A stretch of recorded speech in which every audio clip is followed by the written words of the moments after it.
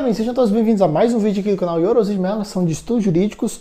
Vou continuar nossa aula para vocês. Eu comecei então falando da nossa última aula, que eu tive de interromper ela para não ficar muito grande, sobre a teoria geral dos contratos, né? Vimos algumas formas de generalidades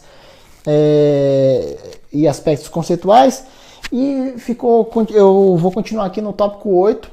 Então essa aqui é a nossa segunda aula, essa aqui é o nosso estudo sobre o Código Civil. Então são os contratos aleatórios, né? Então, está estabelecido no 458, estabelece o seguinte: se o contrato for aleatório por dizer respeito a coisas ou fatos futuros, cujo risco de não... Nossa, hoje eu tô difícil de ler, hein? Deixa eu começar de novo aqui. Se o contrato for aleatório por dizer respeito a coisas ou fatos futuros, cujo risco de não virem a existir um dos contratantes assuma, terá outro direito de receber integralmente o que lhe foi prometido, desde que sua parte não tenha havido dolo ou culpa, ainda que nada do avançado venha a existir. Então aqui não incide os riscos redibitórios e a evicção, pessoal. A gente vai estudar esses vícios redibitórios e a evicção ainda nessa aula aqui, se der tempo, mas eu acho que eu vou... essa aula aqui, eu fiquei faltando falar disso aqui na nossa última aula, mas eu vou concentrar nessa aula aqui o tema dos princípios dos direitos contratuais. Então eu vou fazer assim porque a bateria está acabando e não vai dar para passar tudo nessa aula. Então eu vou tentar terminar pelo menos os princípios do direito contratual. Então o primeiro deles, que é a letra A aqui, não vou falar dela, é meio que lógico, né? A autonomia do direito privado, a autonomia das pessoas contratarem entre si. Essa é a fundamentação de todo o direito contratual, que as pessoas contratam entre si usando a vontade livre e desembaraçada. Mas falando agora, vamos falar alguns tópicos que a gente vai explicar eles. Primeiros delas, a gente viu na nossa última aula, a boa-fé objetiva, né? Tá lá entre o 113 do Código Civil e o 422, não entre, o 113 e o 422. Então estabelece lá o 422. Os contratantes são obrigados a guardar, assim na conclusão do contrato, como em sua execução, os princípios e a propriedade da boa-fé. Essa aqui é a boa-fé objetiva. A gente explicou na nossa última aula que existem dois tipos de boa-fé. Existe a objetiva e a subjetiva. A objetiva está ligada a comportamento, é a forma de comportamento, e a subjetiva é o íntimo, né? Aquele jeito de cada um. E o Código Civil adota a objetiva, é a regra geral. Vai aplicar a subjetiva em alguns casos específicos em lei, e quando for subjetiva vai estar dando para identificar que é a responsabilidade objetiva. A gente falou disso aí na nossa última aula. Então o que seria a boa-fé objetiva, né? Seria a ética mínima, né, objetiva, levada dentro dos contratos, observando isso nos contratos, levada aos negócios jurídicos, onde se deve cumprir o que for estipulado no contrato. Está tudo escrito aqui. Levada. Está faltando aos negócios, onde... Agora se corrigiu. É dirigido a ambas as partes no contrato, não é apenas ao credor, e sim ao credor e ao devedor. Tríplice função da boa-fé objetiva. Então isso aqui é muito importante. Com fundamentação lá no 113. Os negócios jurídicos devem ser interpretados conforme a boa-fé e o uso dos lugares de sua celebração. Isso aqui é a função interpretativa. A gente deve interpretar os contratos com a boa-fé objetiva. Olha só, eu estou ficando rouco. Outra função que deve ser interpretada, né, a outra função da boa-fé objetiva, é a forma integrativa. O que seria isso? Não são deveres anexos da boa-fé, os deveres que vêm junto com a boa-fé, porque não é só a boa-fé. Como eu falei na nossa última aula, com essas novas modalidades de contrato, vem surgindo muito mais do que apenas a relação de ambas as partes. Os contratos devem observar o seu resultado que vai acontecer na sociedade, digamos assim. Então esses resultados alheios ao contrato, a ambas as partes, são os deveres anexos, digamos assim. Então, continuando aqui. São deveres anexos da boa-fé objetiva. Não basta mais cumprir o contrato, também precisa observar os deveres anexos. Assim surge a responsabilidade contratual e a responsabilidade extracontratual, a responsabilidade fora do contrato. Exemplo, do cavalo doente de competição. Nossa, eu escrevi tão vago assim, deixa eu tentar lembrar como é que é isso aqui. Lembrei. Esse exemplo é o seguinte, fizeram um contrato de transportar o cavalo. de transportar o cavalo, que ele ia participar de uma competição. Quando fizeram esse contrato, transportaram ele numa noite que estava muito fria e o cavalo lá chegou lá no dia da competição doente. O contrato era só para transportar o cavalo, mas não foi observada essa boa-fé objetiva aqui extracontratual, né? Essa boa-fé relacionado à função integrativa, que seria essa coisa que está fora do contrato. Ó, deveria levar o cavalo saudável, é a lógica, né? Então isso aqui vai entrar dentro desses deveres anexos, é só um exemplo aí para a gente ilustrar. Tem a função limitadora também. Ela é restritiva, chamada também função restritiva, função de controle. Ela impede o exercício de direitos contratuais que se mostrem abusivos. Então isso vai limitar também essa abusividade. Então a boa-fé objetiva processual também, que foi uma nova modalidade trazida agora com o novo CPC, lá no artigo 5 e 6, que deve ter observância da boa-fé também na forma de agir dentro do processo, não fazendo os embargos procrastinatórios, por exemplo, né, enrolando o processo. Então, essa também a boa-fé levada dentro dos contratos. Vou continuar aqui, deixa eu só ver como é que tá. O computador não está conectado. Tá quase acabando. Vai dar para eu passar os princípios para vocês aqui, porque eu tô com medo da bateria, mesmo não dá. Então, função social. Opa, pulei. Outro princípio, função social do contrato, lá no 421 do Código Civil. O artigo 421 estabelece o seguinte: a liberdade de contratar será exercida em razão e nos limites da função social do contrato. Então, o contrato, mais uma vez, obedecendo ao princípio da função social. Qual que é a função social? O que seria isso? Para que o contrato entre duas partes não prejudique a terceiros, né? Aquilo que eu falei, que muitas vezes vai afetar não apenas as partes, aqueles que estão fora.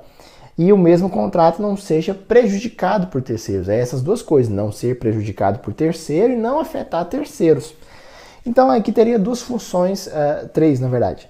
Funções da função social do contrato. Olha só, ficou meio ambíguo, mas seria isso mesmo. Funções da função social do contrato. O contrato não pode afetar terceiros. O contrato não poderia ser afetado por terceiros. E o contrato não poderia afetar a coletividade. Então essa aí seria a observação desse princípio. Outro princípio do equilíbrio econômico financeiro, lá no 478 e no 317. O que estabelece esse princípio? Então aqui tem uma coisa chamada teoria da imprevisão. A teoria da imprevisão, ela foi criada já há muito tempo atrás. Ela deixou de ser adotada e depois ela voltou a ser adotada agora com o novo Código Civil. A teoria da imprevisão ela é utilizada para revisões contratuais, quando se deseja revisar um contrato, porque ele se tornou muito abusivo e tal. Esse contrato pode ter se tornado muito abusivo por vários motivos, mas existe aqui alguns requisitos, a gente vai ver isso aqui agora. Teoria da imprevisão para a revisão de contratos do Código Civil. Então, alguns exemplos aqui, né? Por exemplo, é aplicada essa teoria da imprevisão nos contratos de trato sucessivo, que são aqueles que são ao longo do tempo. Nos eventos extraordinários e imprevisíveis, esses aqui são os requisitos, né? Ela só vai ser aplicada a teoria da imprevisão, acho que está faltando aqui, pode completar aí requisitos. Nos contratos sucessivos, aqueles ao longo do tempo, não apenas aqueles que são como o contrato de compra e venda, que é na mesma hora. Contratos de trato sucessivo, aqueles, por exemplo, parcela, pagamento de imóvel, parcela. Então deixa eu colocar aqui, para ficar melhor. Requisitos. Aí fica melhor, requisitos. O evento extraordinário aconteceu nesse contrato de trato sucessivo, aconteceu um evento extraordinário e imprevisível, uma coisa que não era previsível. Aconteceu a onerosidade excessiva para uma das partes, né? A onerosidade excessiva, aquele contrato ficou muito oneroso, ficou muito caro para a pessoa prestar e cumprir ele. Inexistência de culpa pela onerosidade excessiva, né? A pessoa se tornou muito excessiva para ela, mas ela não teve culpa nessa onerosidade excessiva. E aqui o último requisito, né, com extrema vantagem para o outro, diametralmente oposta ao outro, né? Aqui, essa parte que está em amarelo, eu coloquei um asteriscos aí, ó. E segundo o professor Cristiano Chaves, essa parte é um absurdo, ela seria um absurdo, digamos assim. E eu já vou explicar por quê. Vamos ler o artigo primeiro. Lá no 478 estabelece o seguinte: nos contratos de execução continuada ou diferida, né, que acontecem ao longo do tempo, se a prestação de uma das partes se tornar excessivamente onerosa, com extrema vantagem para outra, essa parte que ele acha possível, né, com extrema vantagem para outra em decorrência do outro que causou aquilo. Em virtude de acontecimentos extraordinários e imprevisíveis, poderá o devedor pedir a resolução do contrato. Os efeitos da sentença que a decretar retroagirão à data da citação. Essa revisão contratual ela pode ser tanto utilizada para acabar com o contrato, extinguir o contrato, como fazer uma conversão. Na verdade, a palavra não seria conversão substancial. A palavra certa seria mais um equilibrar, deixar esse contrato novamente de forma que ele pudesse ser adimplido. Então, o professor Cristiano fala que essa parte é um absurdo, pois pode haver uma onerosidade excessiva para um, sem que isso tenha um benefício para o outro. Então, o Código Civil colocar como que a onerosidade para uma parte está gerando necessariamente um benefício para outra, isso aí é absurdo, porque muitas vezes pode ter a onerosidade excessiva para a parte e a outra não está se beneficiando dessa onerosidade excessiva nenhuma, entenderam? Então isso aí ele faz esse questionamento. Lá no 317 também fala assim: quando por motivos imprevisíveis sobrevier desproporção manifesta entre o valor da prestação devida e do momento da sua execução, poderá o juiz corrigi-lo, a pedido da parte, de modo que assegure, quando possível, o valor real da prestação, né? Se for excessivo no momento da execução do contrato civil, gera a anulabilidade, né? Se no momento de celebrar aquele contrato já se tornar excessivo, vai gerar anulabilidade, porque é permitido apenas a revisão contratual quando essa onerosidade excessiva foi posterior. Para terminar aqui, eu vou terminar a aula aqui, teoria da base objetiva, né, o Código do Consumidor. Aqui o nosso Código Civil usa a teoria da imprevisão. E me desculpem, eu esqueci de colocar aqui, eu vou colocar essa teoria da imprevisão de outra cor e maior para destacar. É apenas para a gente lembrar que o nosso Código Civil usa a teoria da imprevisão, vou falar a diferença agora. Nosso Código Civil usa a teoria da imprevisão e o Código do Consumidor vai usar a teoria... Peraí, estou descendo aqui. O nosso código vai usar a teoria da base objetiva. Ela é aplicada no Código do Consumidor. E qual que é essa teoria da base objetiva? Vocês viram aqui comigo os requisitos que precisa para caracterizar a onerosidade excessiva no Código Civil. Precisa ter um contrato de trato sucessivo, vai precisar acontecer um caso fortuito,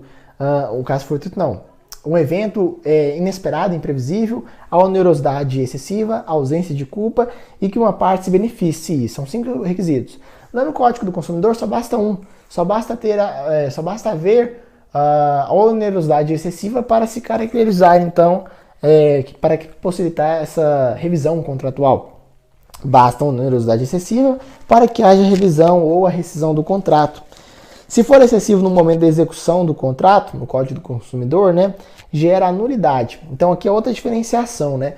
Aqui no Código Civil, no momento da celebração do contrato, se for excessivo, vai gerar anulabilidade. Lá no Código do Consumidor, se no momento do contrato já for excessivo, vai gerar nulidade, não é nem anulabilidade. Pessoal, a minha bateria está acabando, eu estou com menos de 10% aí se estiver filmando ou não.